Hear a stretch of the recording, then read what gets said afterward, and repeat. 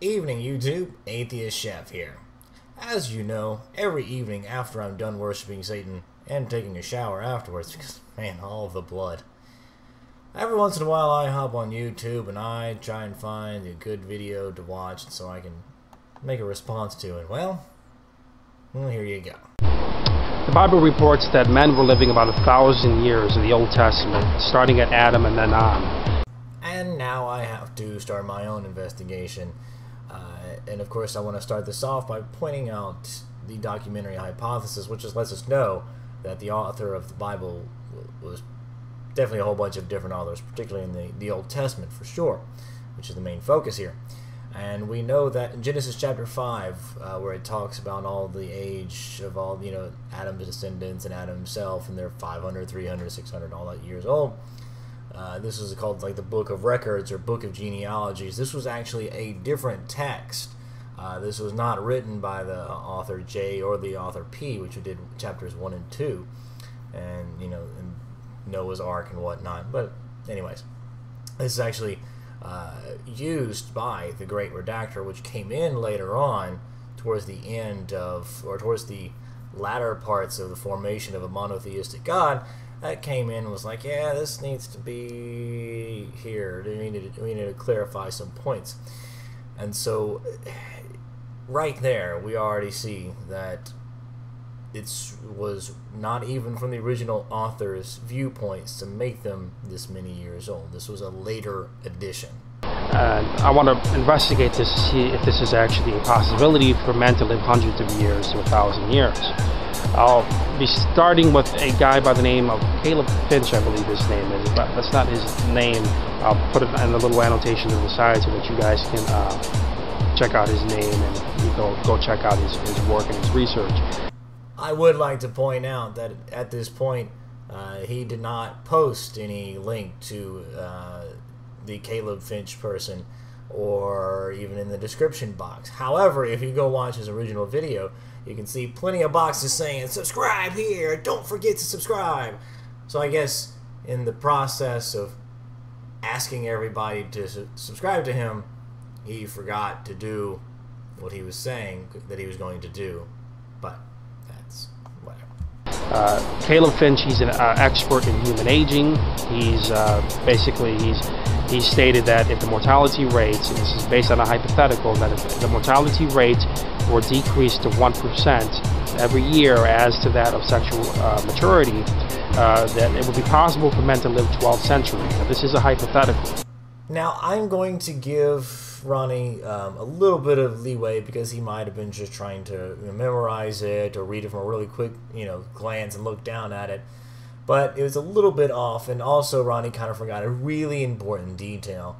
This was a discussion about negligible senescence. Basically, there were some turtles that lived for a really long time, and they were talking about what would it be, the equivalent for humans if they had this same ability, this negligible senescence that these turtles have. Caleb Finch goes on to say, in theory, if mortality rates did not increase as usual during aging, humans would live hundreds of years. I have calculated for humans that at mortality rates of 0.05% per year, Ronnie said 1%, but, can't fault him too much, as found at the age of 15 in developed countries, the median lifespan would be about 1,200 years. So Ronnie was right there. But the important thing is this is about negligible senescence, basically the body not really having the ability or not dying near as quickly as usual. I just want to throw that in there. Well, what are some of the reasons why people age? Well, the collagen in your skin depletes every year 1%, starting at the age of 20. You also have the depletion of the elastin. I'm going to get nitpicky and say, no, it's 25 years old, and it's 1.5 to start off with, and then it continues to get worse as you get older. But again, nitpicky, not important. When you see the depletion of the ozone layer happening, the chemicals, the UVB and the UVA radiation coming in and hitting the skin, it causes the skin to age much, much quicker. So yes, the skin ages much faster and faster. However, you're talking about the age of a person, the person living longer. there is no relation to the age of the skin of a person to determine how old this person will be when they die. I mean, for example, this is maybe not the best analogy, but let's say you have a car and you've had it for a while. The paint job starts to go bad. You say, well, the car's about to die. The paint job's starting to speck off over there. It means it's any second now that the car could die. No, it's because the internal stuff is functioning differently than the skin, just like the human body. Yes, the entire body, as you age, continues to get older, and the cells can't divide as quickly and repair as quickly because you're getting older. But it's not because the sunlight is hitting your skin and all of a sudden your body's not worth shit anymore. Just think about those turtles that lasted forever. You see them really old turtles, they're 200 some years old, like the ones described before, and they are wrinkly as shit. And the article said that the only reason those turtles that died, for this reference, and I'll link it below, is that because it got liver damage because it cracked its shell, and it would have been able to live much longer. So it's not the the skin damage or the loss of collagen and elastin that means the person's close to dying. That's something else. There are studies that show that if the ozone layer was taken back to its original state, the environment would have been different. I'm with you so far. A lot of ozone, good. Not a lot of ozone, bad. Because there have been studies that show they put piranhas and they basically in an enclosure basically, and they let it grow in this environment with the electromagnetivity. Whoa! Stop! Right. What does this have to do with the ozone layer? Nothing, actually, because the electromagnetic fields that are generated from the spinning of the Earth, that comes from the inner core, that's also doing a sort of lovely convection going on. Those two things make the electromagnetic fields, and those fields are what's protecting us from the solar winds that come from the sun.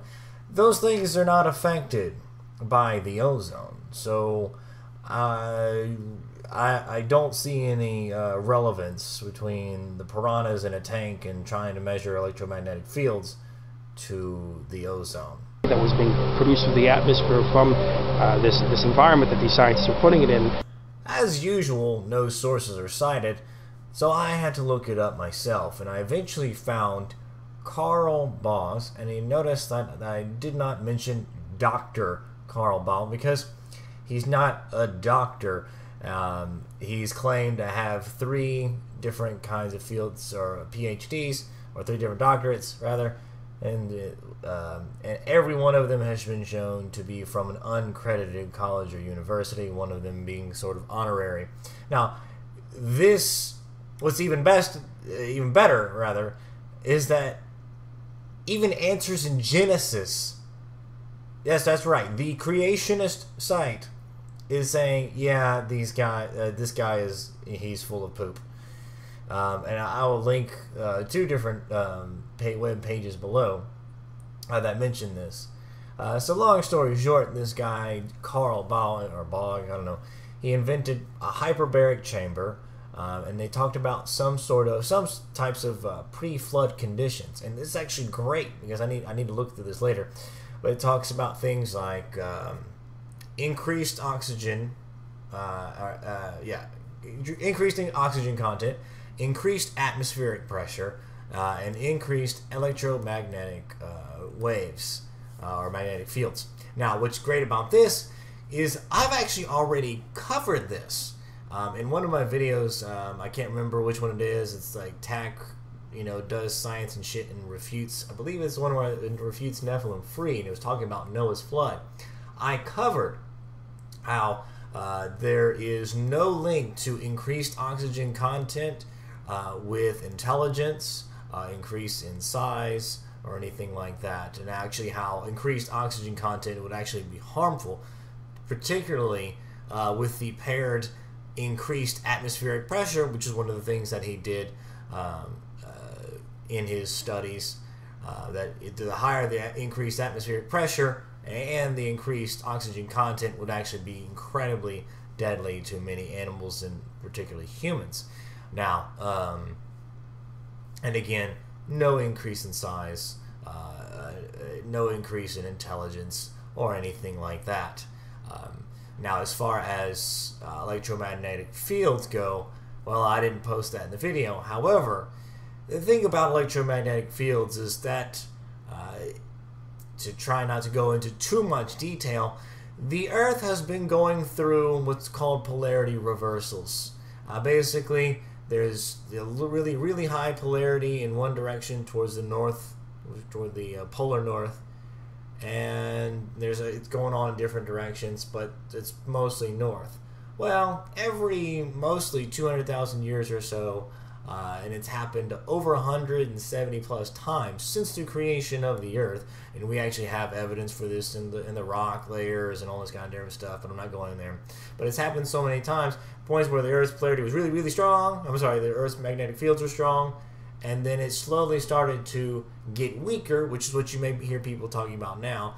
But what that means is that it's weaker going in one direction because it's splitting in different directions because of all the different spinning and all that kind of different good stuff. It's not as focused, so it has a net worth, or it's not as it's completely strong because it's varying, so they're kind of counteracting with each other. And now I'm just rambling. But long story short is that over time it's been fluctuating, getting weaker, and then all of a sudden getting really strong, getting weaker, being zero, and then getting stronger.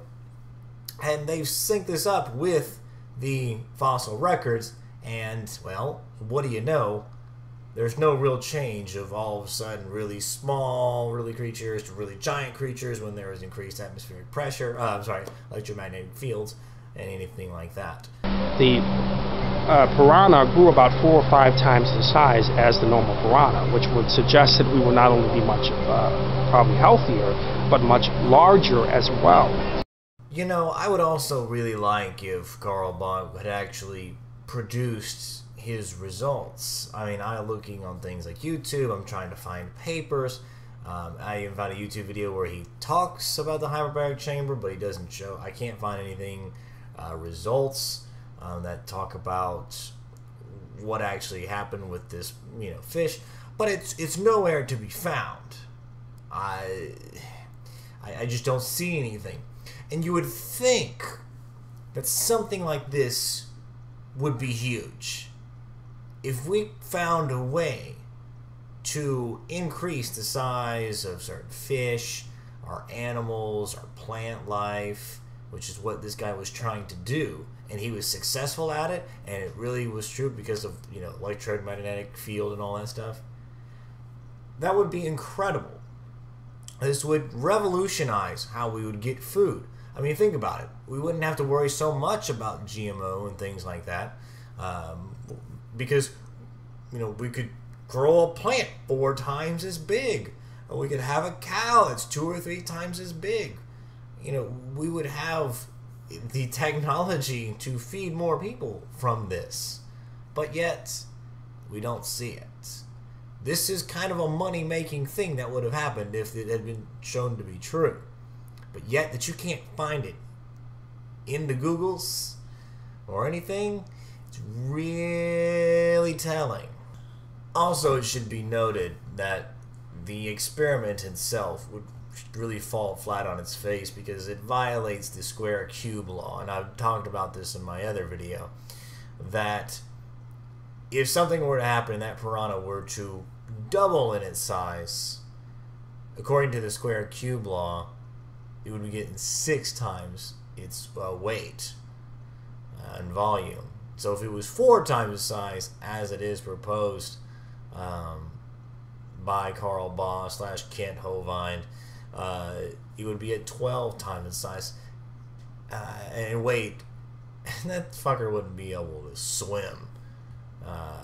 Not very well, if at all. It'd be hugging that bottom really quick. And of course, that would go the same with, if humans were so big, if we were twice as big as we weigh now, we would be at 3 times the size, and which is really bad on our bodies. particularly our discs. I mean, you see all the giant people out there, and all the people that are 8 foot tall, 9 foot tall. How quickly their lower back goes out on them because they're just not designed this way. It's not good for them. Gigantism is pretty harsh on the body. So can you really imagine if they were giants, as they like to think that we are, or were, that Noah and company were just massive people. But I digress. And the environmental factors, well, men would live longer and they wouldn't age as rapidly as lighter complected people.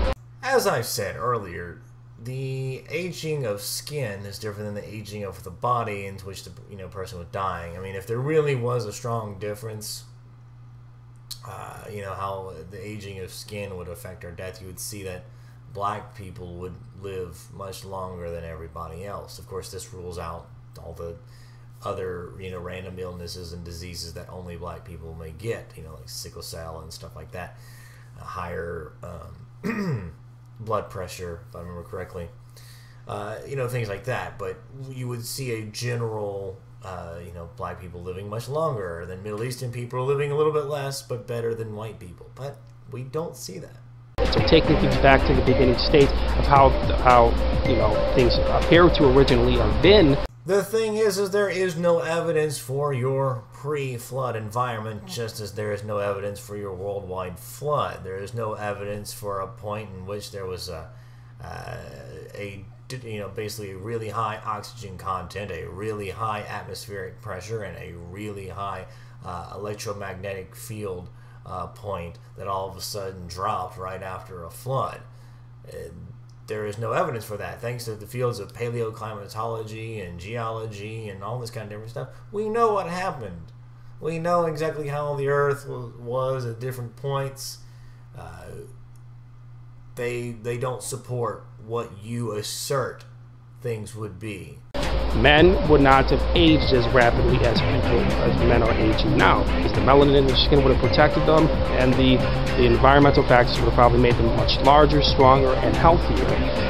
Just to say again, higher oxygen content, higher atmospheric pressure, higher electromagnetic fields have no bearing on strength, ability, health, intelligence, size. That doesn't add to anything, and then the aging of skin doesn't really matter at all. So once again, just reiterating that. You'd also have to take into consideration the food that you ingest inside of your body. Which is kind of an amazing claim to make, being that even during the Paleolithic era, which is about 30 to 10,000 years ago, their average life expectancy was about 50-something years old.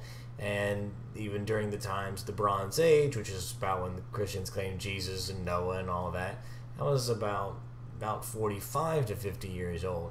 And these were the people eating the vegetables and eating all these healthy things and whatnot. And then now, when we're putting all this terrible crap in our body, our average life expectancy is between like 70 and 80. So you see how it's backwards from what you're saying. All of these things taken into consideration, men would have been maintained, they would have been healthier, they would have lived larger lives, longer lives, and they would have been larger. Speaking of larger, I'm going to add just a few more things that I have a problem with this. Let's talk about the giants. Now, if we remember in Genesis 6, they said there were giants at this point, that the Nephilim, which were giants that were produced from the angels that came down and slept with the fine honeys on earth, because there were none in heaven. Now, if there was only about, I believe, 6 or 7 generations from Adam to Noah, we can pretty much assume that Noah and all of them were still giant. So, if Adam and all of them, they were giant, which is weird, when you think about it. Like, if Adam was 20 feet tall, they don't even say how big he was. What is giant? Is it 13 feet tall, 10 feet tall, 20 feet tall? We don't know. me imagine a giant atom just, alright, hey, look, it's just a cute little apple I can picture between my, oh, look, and now there's sin in the earth. Damn it. Oh well. But get back to the point. If all of these people were giant, how the fuck big were the giants that these people were writing about? They would have to be giant compared to the giants of Noah and all them people. I mean, that's just... Okay. Secondly, if we agreed that pre-flood, all of the animals were much bigger, you know, piranhas were like this, and now they're this, and Adam and all of them are huge. Doesn't that really change up Noah's Ark? I mean, let's think about this. Now, they set up rooms. You know, when creation is trying to make room for all the animals on the Ark, they always try to say, well, they were the average size of a sheep. Well, the fucking sheep is now the size of a goddamn elephant at this point, most likely. I mean, these things are obviously much bigger, so that completely changes the numbers and measurements of all of the animals there. I mean, your spiders, your average spider, are probably like this big, and they're ginormous. So that's more food and more water and all that kind of good stuff. I mean, how all of these things that y'all don't think about. For example, well, apparently Noah and his family were also a family of giants as well.